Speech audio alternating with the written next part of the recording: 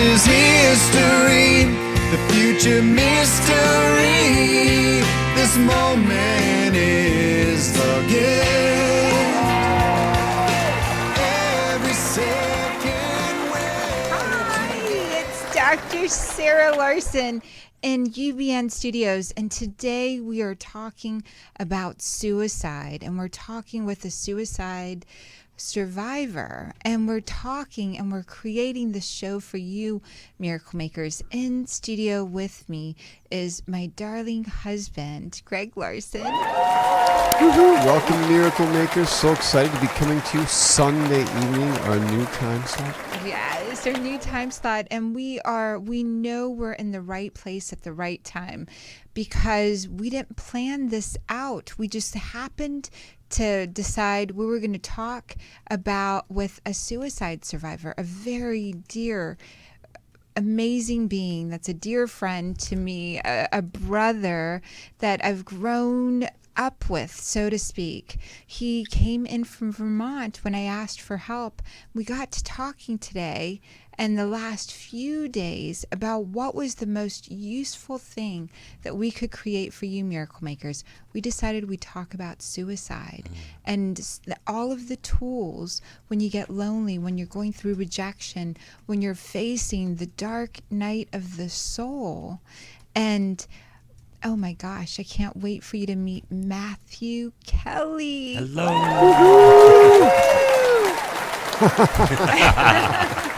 It's so funny being here because when I used to live in California, I used to work just a couple of blocks away from here and live just a couple of blocks up in the Hollywood Hills. So it's sort of like being back home. It's being back home. It's so extraordinary. Today is the 15th annual. It's so auspicious. We know we're synergizing. We know we're doing the work that we're meant to do because today is the 15th annual day, suicide prevention, worldwide awareness day.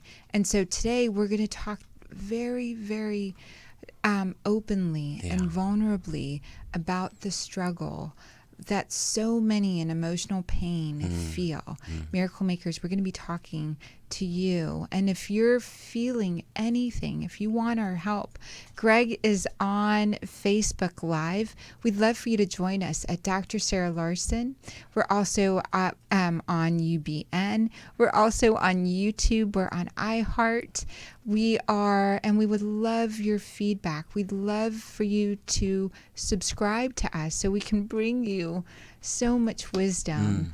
And I think, the thing about this is hopefully that they'll realize that they're not alone. And I think that's one of the biggest things for me, that when I was going through it, there was just such a sense of aloneness, of separateness, really. So by speaking about this here today, hopefully that those that are out there that might be experiencing this, or maybe someone who is experiencing this, that it'll give you strength to know that you are not alone. You are not alone, and everyone has within them amazing tools, and there are ways that these tools get activated.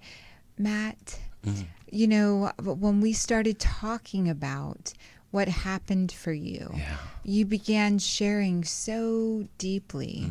When we originally met, there was the suicide thoughts in 2008. Then we worked through it. We found the tools. You moved through the journey that time so gracefully. Then it came up again.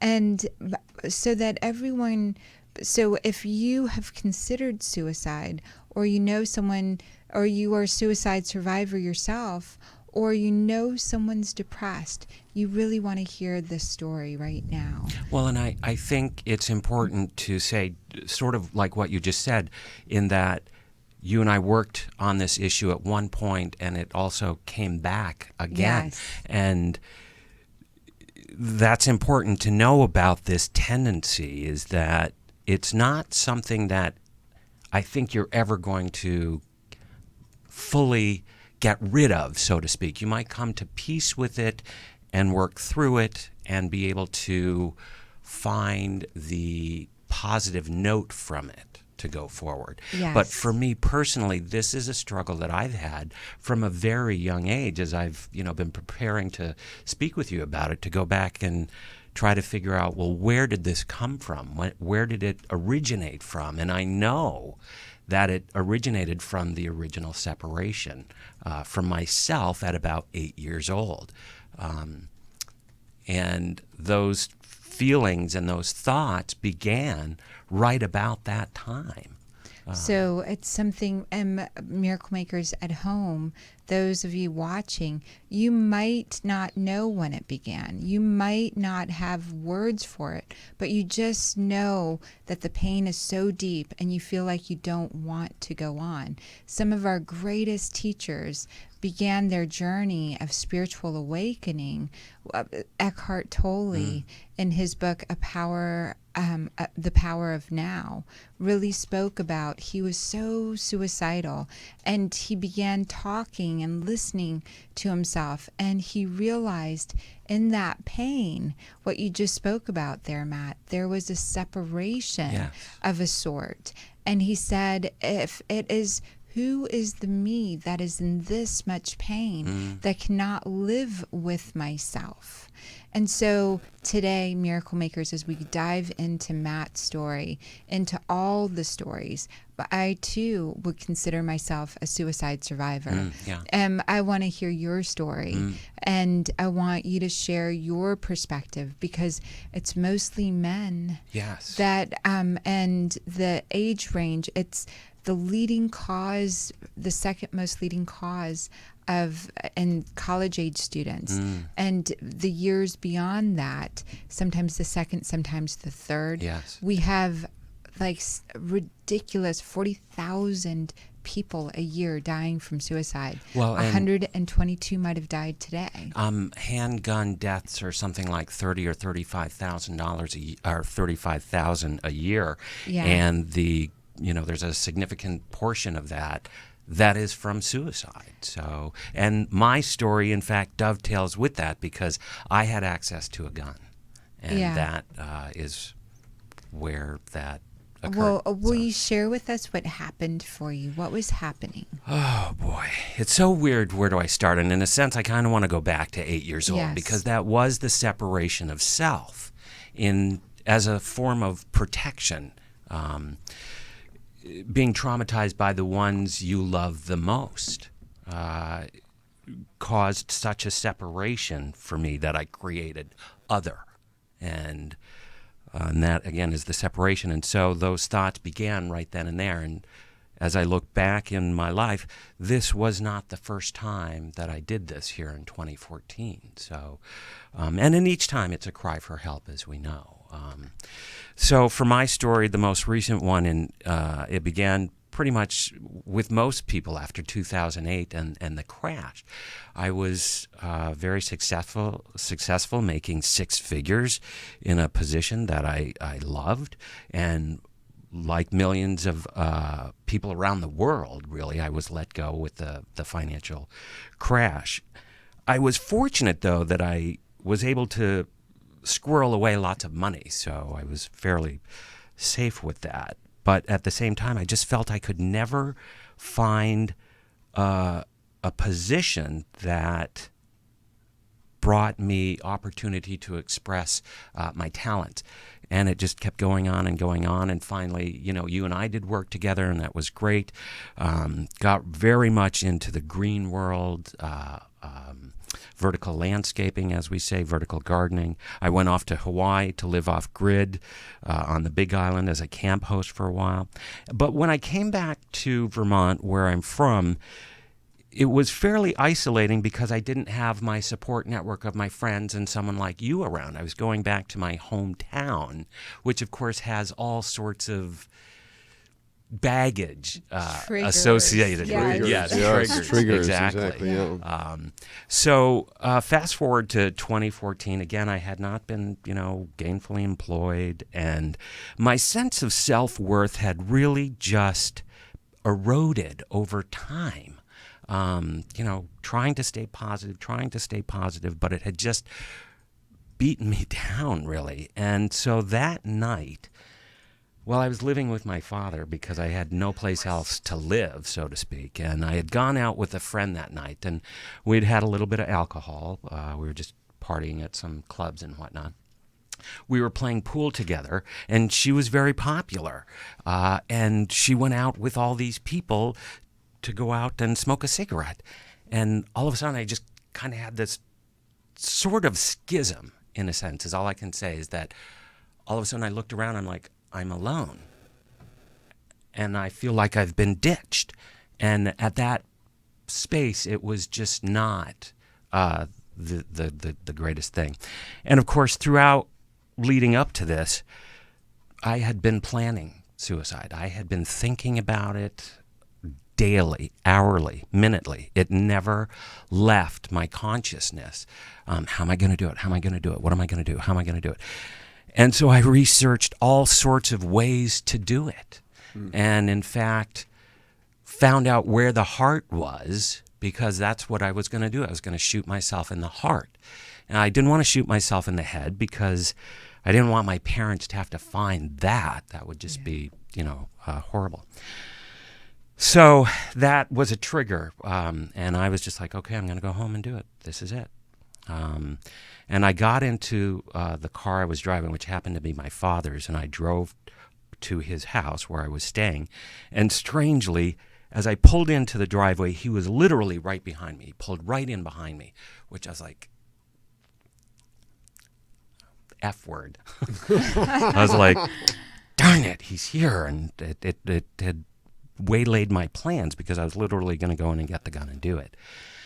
And so I threw his keys to him, and I grabbed my bicycle and went out, and he yelled at me, you should wear a helmet or wear light or something like that. And I just ignored him. And I came back maybe an hour and a half later, and I just stood outside and I watched through the window to see where he was, because I didn't, want to have an encounter with him. And so this is what's so strange, and in a way it's, sorry, I get still kind of emotional about it, because there was a schism that night, in that almost 33 years to the day previous, my father and I had a very similar run-in where I was 17. It was the summer before my senior year in high school. I'd been elected student council president for the upcoming year, and my father had said, be home at 11 o'clock at night. Well, I got home at 2:30, and he waited up. And he tore into me when I got home. I mean, literally, fists were flying, et cetera, et cetera. And my mother had come out and gotten between him and my dad. And I ran out the door, and he had screamed at the top of his lungs, you're no son of mine, don't you ever come back here. And then the next day they separated for good. So fast forward 33 years later, I come home, he's waiting up, he comes at me, and it's like flashbacks that were going on. And we just went at it, but I broke away, and I went out the door, and I grabbed his gun from up top. And as I walked out the door, he's like, Matt, put the gun down. And I just thought to myself, well, I can't shoot him, and so, okay. And pointed a .38 caliber revolver towards my heart and pulled the trigger. It didn't hurt. And you've sort of shared with me that when the will to live is gone, the pain receptors are also dulled. It didn't hurt. What hurt was that I couldn't breathe. And so then I collapsed, because what had happened is the bullet, miraculously, it really was a miracle in that it did not hit any nerves, major nerves, no major arteries. It completely missed the heart, which is just remarkable. All it did is it passed through the lung and nicked a rib. So I had a collapsed lung and a cracked rib. But when you think about that, when you put a .38 caliber revolver to your chest, knowing where you think the heart is, and you miss, something obviously was there that was not ready to let me go, even though I was ready to let go. And I remember before I sort of lost consciousness that I was like, I wanted that. And I said that to my dad, this is what I wanted. When you say this is what you wanted specifically to go. To go. Yeah, and I remember saying that just before I kind of lost consciousness. And, you know, I apologized to my father for having to see that. It's something I still have shame about. Matt, thank you for sharing your story. Yeah. It's such a story that so many people are living through. I personally know and buried several friends this year to suicide. One of which my friends called the other day, her husband had committed suicide, and she had to clean it up. Yeah. She had to go in, and her friends actually came and helped and assisted. But she was the one that went home and found it. And the police came, and all of the area searched, and conversations, all of the neighbors questioned. Dear Miracle Maker at home, we want you to hear this for so many reasons. Part of the conversations recently with Matt have been around the sutras, or the ancient books, Patanjali's sutras. Patanjali lived in 400 BC, and those writings talk about when our soul is not on purpose. When our soul is not on purpose, our will, we gave ourselves like 9 different exit points in our lifetime. And if our soul is not doing what it wants, we sign these agreements with ourselves to exit planet Earth, planet body, and to be back into spirit. If you're on purpose, if you've made the steps, you don't die. And this is from someone, myself. I had a very traumatic childhood. I've visited numerous times the realm of the not living. When we passed to the other side, the place that I got to, I felt what I'd caused everyone else to feel. And I also understood. So if we think of the yin-yang symbol, as we're transitioning and we're recalling, and quite often it's mentioned like your life flashes before your eyes. As your life is flashing before your eyes, you're feeling in 360 degrees what everyone else was feeling as well. So not just your feelings, but what everyone else feels as well, to bring the balance completely back in. And if there is a level of understanding or a level of knowing, you can experience how you made agreements with people to help you along your spiritual path. And those agreements, they were either a bully to you, they left you, or you did something to them that you might not forgive yourself for. Wow. And in that process, you see the activation of the Miracle Maker, or the realization of your compassionate self. This is what I experienced, was compassion for the person that was killing me at the moment, compassion for my parents, for my grandparents, and so many agreements and feelings that I didn't fully have language for until I grew older and experienced those agreements. But I remember from being on the other side, the near-death experiences, how everyone felt.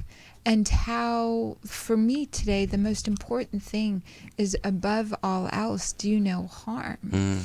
And to really feel out and bring the most peaceful resolutions to every agreement we've made with another soul. Wow. And you apologizing to your dad.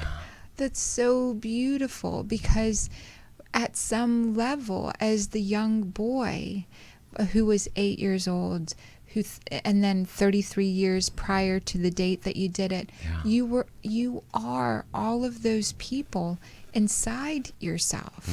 And there was a flush of oxytocin. And oxytocin we often think of as the cuddling hormone, but it also can be the one that triggers painful memories as well. When there's a great deal of pain, oxytocin is also released, and you can be conditioned by your family to feel pain. So we have that song, Love Hurts. Love hurts. And you've heard, and I've said this, I love you so much it hurts. And that's because our hormonal wiring got connected to feel hurt when we're in love or when we're feeling love. And that's the other side of oxytocin. Our heart makes oxytocin. A lot of parts of our body, it provides for the brain that is not flooded the ability to go reach out and connect with someone for help. Our brain can get flooded, and what flooded means is when we have so many emotions, they just start dumping into our brain. And all of the areas of our personality, of our sensitivity, are now drowning in flooded emotion. Everything is dumping out. So, dear friend, if you are lonely, sad, and rejection, just understand that your brain is dumping all of these chemicals into, and your psyche, your personality, all of you, your mind, your spirit, your soul, are swimming, like treading on all of these emotions, not fully present to what's real and what's not real. And I'd love for you to share your story right there. Well, from there. One of the things that it's almost physical, a physical thing in that I refer to it as going into the tunnel of darkness.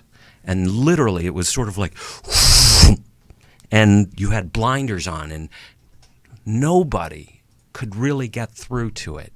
Nobody, no thing. And I sort of jokingly laugh with the saying that if you find yourself going through hell, well, keep going. And in a sense, that's it. Once you're in the tunnel of darkness, don't turn around because you have to go back. It's like you have to go through that tunnel of darkness. But I think what for me has been probably the most powerful realization about it is how someone presented it to me in a way to shift how I thought about it and what it meant for me. And that they said it's the hero story. And when you think about it in that context, it is actually something very powerful. Our hero went to the dark night of the soul. And it's a place that very few people return from. Very few. And our hero returned. And that is the hero story from Joseph Campbell, as we know. Joseph Campbell's The Hero's Journey. And there's so many stages. And you sharing and framing it that way is so beautiful. We are never done.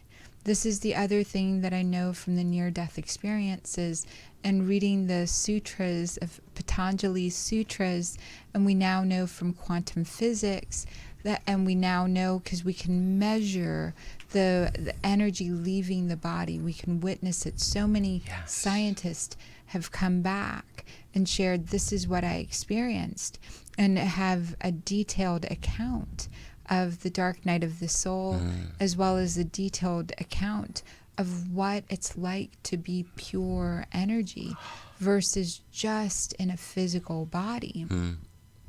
That dark night of the soul, returning to your hero's journey, returning to the body. So dear miracle maker, if you survived a suicide, this is something to really say at some level you are still on your journey. You are on your hero's journey. If there is someone that you notice going through depression, on Dr. Sarah Larsen Facebook page, there are the steps of the hero's journey, Joseph Campbell's hero's journey, Wow. which is posted there. Awesome. And also there is the level of emotions that you might be feeling that are based out of Dr. David Hawkins' work. That's also listed when we're feeling shame, when we're feeling struggle, when we're feeling apathy, when we're feeling all of these emotions, we're sucking energy from the environment in order to get help. And the place that help comes is when we begin to share with courage. And there are so many places set up for you now, miracle makers. If you're going through depression, through suicide, through feeling lonely, Feelings of lack of self-worth. lack Really? of self-worth, to really... Why am I here? Why am I still here? What do I need yet to do? I don't know. Questions like that. Yeah, and but it's never going to get better. Is one of the things that people often think people are better off without me. And so that is the feeling that really was going through my mind, is that I don't want to be a burden. I don't want to be a burden. And here I was living with my father, which, as a 48, 50-year-old man or something, that was certainly a step down. But that kept going through. I don't want to be a burden to people anymore. And again, it never really left. But so I really want to say that we're all walking the hero's journey. It's Yes. not just when you're in darkness that you're walking the hero's journey. Jarvis is walking the hero's journey. Greg is walking the hero's journey. Tyler is walking the hero's journey. You are walking the hero's journey. You're facing challenges every day that test you. And every day that you are still here, it's the hero's journey that you have succeeded. So I want to give that to you and honor that with you. Honoring is such a beautiful space to get into. For each person that's listening to this, really honoring the emotional part of yourself is just as important. If you had a physical ailment, you would go to the doctor. You might go share with a friend, I need help, if your shoulder or arm was hurt. You wouldn't expect yourself to continue to keep going. But emotional pain is such that we have built a stigma around. And there's so much energy in hiding what we're feeling and not sharing it. And so can you speak a little bit to that? How, now that you're on the other side, what are some of the ways that your self-talk encourages you to get help? Well, I have a really supportive team around me, and that, for me, is what is important. I have a series of caregivers around me that are committed to me being successful. I get massage therapy on a regular basis because I don't get enough touch in my life. And so that is one way that I'm good to myself, to try to, down-regulate the limbic system as a de-stressor, so to speak. And I know that has been probably, for me, one of the most healthiest things that I've done. But I kind of actually want to talk a little bit about something else, if I may, and that is, it kind of goes back to sort of the movie that we watched last night, and that has to do with angels. And it kind of goes back to where sort of the...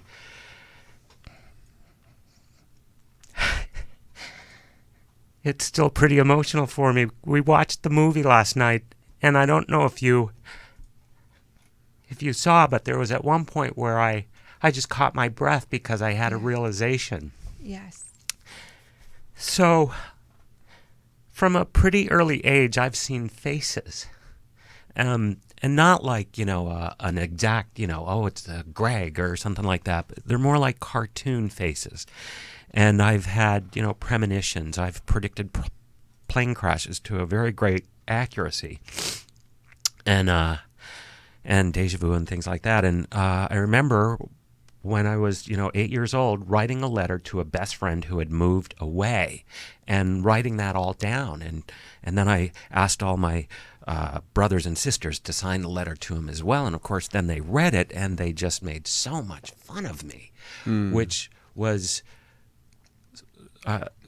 where the other was created. And so I turned it off. I turned it off because I didn't want to be looked at as weird or that something was wrong with me. And so after this happened, I was seeing faces everywhere. And I remember I had to be interviewed by a doctor, and they asked me, do you see faces? And I just whipped my head around because I never really looked at it as maybe a mental health issue. And sometimes I also hear whispering under like maybe a static.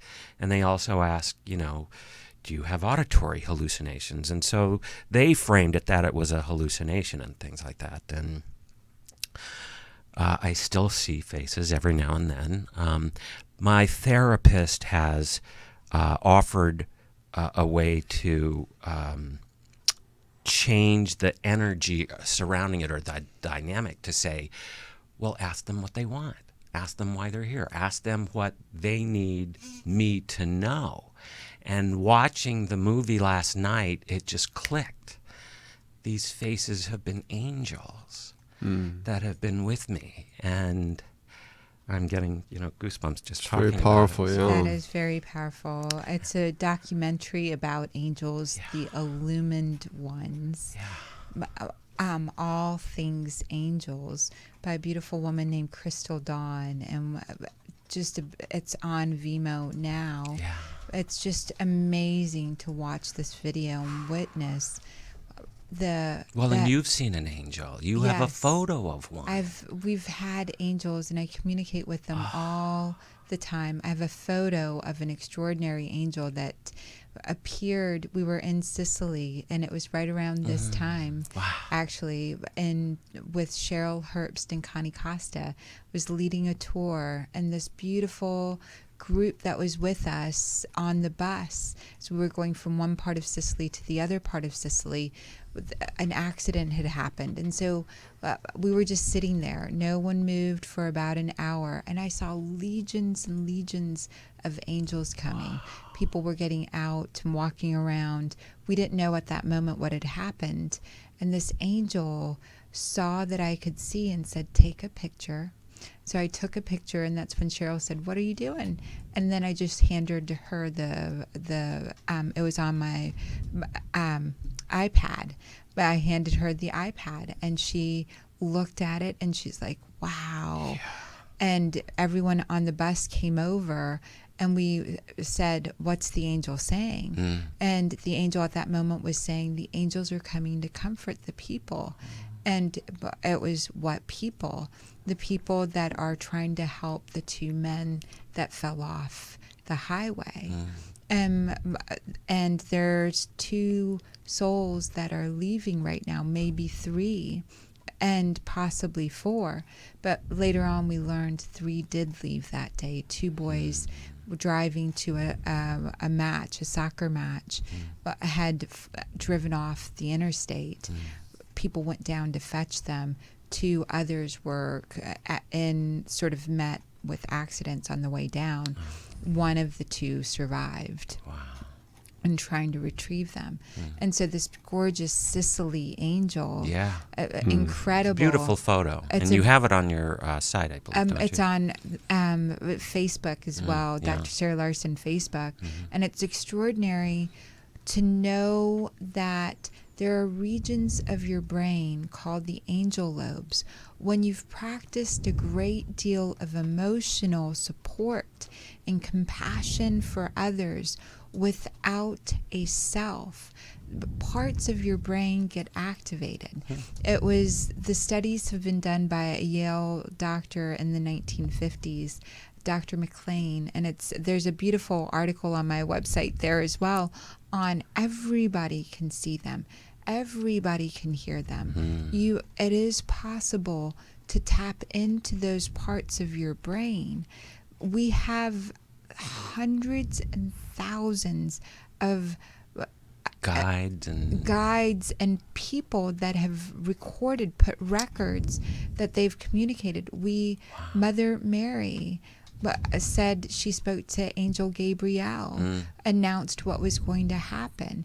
Quite often, especially during births, and I didn't have words for it as a young doctor or as a medical student to say that I didn't have the confidence to tell people, oh, your relatives are here arriving for the birth of the baby. Well, and so I sort of want to add to that in the sense that, psychiatric wards are full of people who've more than likely been misdiagnosed. Yes. And for the same reason, autistic children, we now know that they're indigo children and things like that, and they've been misdiagnosed. So if you're out there and you feel maybe you've heard voices or seen faces, rather than accepting the medical diagnosis to say you have a psychiatric issue, perhaps it is the angels who are actually trying to communicate with you. And the converse of that as well is that it is possible that dark forces may be trying to come through you as well, and protecting yourself with the white light to make sure that the angels are protecting you and speaking to you is where... that when your brain and your psyche get flooded, when it gets flooded with the dark night of the soul, when all of these emotions are coming up, when there's a lot of words that you haven't, or emotions that you haven't given words to, it winds up getting trapped inside yourself. And we make little cysts, so to speak, in our mind. And then these stressful moments come up and communication begins to happen. The flip side, instead of the positive, we get visited through the negative side of things. And we are able to communicate and hear all sorts of channels, much like cell phones. Each human being has a particular... Well, every heart is transmitting. Right. I mean, you are broadcasting right now, so we're all broadcasters. And what area you're wounded in, you're also broadcasting in order to bring wholeness and healing around that. And so when I walked around as a wounded Pakistani woman, everywhere I went, people said, "Where are you from? Where were you born? Where'd you come from?" And when I healed my personal story, my personal struggles, no one ever asks anymore, "Where were you born? Where are you from?" They just have other interesting questions to ask when they meet me. When I healed that, so did the wave formation. When people are giving you feedback or asking you questions, miracle makers, they're helping you find ways to heal yourself. And when you really consider everything is happening for you, you're allowed to fully heal yourself. And when I was a young kid and I got married at a young age, this is a story I've told numerous times on Miracle Makers. At age 14, I had an arranged marriage to a 28-year-old doctor, and I'd done all of the forgiveness work. I'd forgiven the doctor that had hurt me. I'd forgiven my parents, my grandparents, every step that led me into that. But I hadn't taken full responsibility for it. There was like a little part of me that said, it wouldn't happen on my watch. If it were me, that wouldn't have happened to another human being. And I actually made a stink every time someone in my family was about to get married and they were not 18 yet. I like stomped my feet and I was a brat about it and made sure no one else had an arranged marriage before the right age. And at one point in my life, because I hadn't taken full responsibility, I created a situation where I got molested, where I got basically the same experience almost to the day, just like your experience, where I had to go through the same situation. It was someone that I never thought it would happen. It was someone that I was having sort of, and Greg and I were in different cities and different towns. I was working in an area, and I never thought it'd happen. It just never occurred to me. And I'm a happy-go-lucky person, and I would consider myself kind of flirty, but because I'm married, I assume no one's ever going to go into that area with me, especially if they know that I'm married. And I woke up, we were doing work, it was just into the long hours, I'd fallen asleep, and I woke up with someone molesting me. And it was really a horrific situation for me. It threw me back into being age 14, being completely powerless. And in that experience, not wanting that experience, having that happen, I got as much help as I possibly could. And I realized really quickly, I hadn't taken responsibility for it. I had left out some of the responsibility when I said, not on my watch would this happen. I made the agreement. Even at age 14, I had made and done all of those things to some degree in order to bring all of the awareness that I can bring now. Dear miracle makers, if you take responsibility for every area of your life, and if you're flooded and you're taking responsibility for every area of your life, you can say, please, I'm taking responsibility for everything that happened. Please help me see this in another way. When I could see how I created the experience myself, how the agreement, how every step of the way I had been a participant at some level, I could then fully engage in it to heal it. There is a purpose to everything. And loneliness, the purpose of that it's interesting. Chronic loneliness is as detrimental to your health as cigarette smoking. As cigarette smoking. And reaching out and asking for help involves courage. And it involves maybe going to the grocery store, maybe picking up a practice that allows you to go to a community center and to keep seeking a community center. Matt, I know you want to add some stuff. Well, one of the things that you'd stated earlier, and I kind of wanted to just add on that, is that you have the power to heal yourself. And there are so many avenues for you to go and seek help. For me, it's been massage, and it's rather interesting. My massage therapist sort of is my doctor now. Oftentimes, if I have an emotional issue, it will lodge somewhere in my body as a physical pain or out of alignment somewhere, and she's able to trace it back and find it and release it out of my body, which for me has been wonderful. But I kind of want to actually turn it around for a second and ask you about advice, because when you're in that tunnel of darkness, it's very hard to reach out for that help because you're in this tunnel of darkness where it's like, how am I going to do it? When am I going to do it? And it's this continual loop that doesn't stop, and you're in blinders, and it's very hard for anyone to reach in and to be able to grab you. My father knew that I was going down. He saw the downhill slide of me, and he felt powerless to be able to try to help me. He told you that afterwards, that he Yes, saw that? he saw it. He totally, Greg yes. has witnessed that as well without being able to help. And the part is meditation.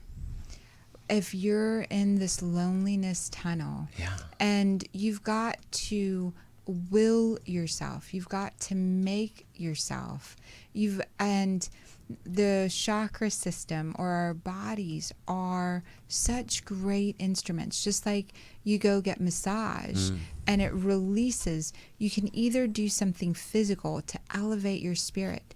Music is one of the best things to do. But The meditation. books are also, powerful. I know my friend back in Vermont, she herself has used Louise Hay and the Cheryl Richardson book to really help her. So it's not one size fits all. You're going to find or begin the journey to your self-healing and find what works for you. For me, it's massage and it's therapeutic talk. I have a therapist who's just fabulous. In fact, we just did EMDR, is that what it's called? EMDR. EMDR for something. Yeah. And he kind of laughs. I mean, I've seen him for 2.5 years now. I was like, well, I've seen you for 2.5 years and we haven't done any EMDR. And so we did it the last session and it was transformational just then. So we've now made it a point to do EMDR every session which allows your body to remove the flooded emotions over and over again. Rapid eye movement that comes in, and I practice emotional freedom technique. Right. Yeah. And tapping. So you tap, and there are particular parts right on your shoulder blade. If you begin loving yourself, and you begin saying over and over, you feel whatever you're feeling. I feel lonely. I feel sad. It's never going to be over. I love and accept myself no matter what. I love and accept myself. So you say the energy that you're feeling, the thought that you're feeling, the emotion that you're feeling. And there's great tapping right above your eyebrows, tapping to the side of your eye, tapping underneath your eye, tapping on your right underneath your nose, tapping on your chin, and then going and taking it all the way out. Again, it's available on Dr. Sarah Larsen's Facebook page, the process to go through. We have meridians. This is something that's been studied for over 5,000 years. I think our medical system is a great resource as well, in a lot of ways. Talk therapy, going and finding help, meditation, and I can't under or over recommend meditation. It's transformative as a tool for emptying the thoughts. Meditation simply means you sit down and you observe your thoughts and you don't take action. And some of the questions I recommend is, who would I be without this thought? And how would I show up without this thought?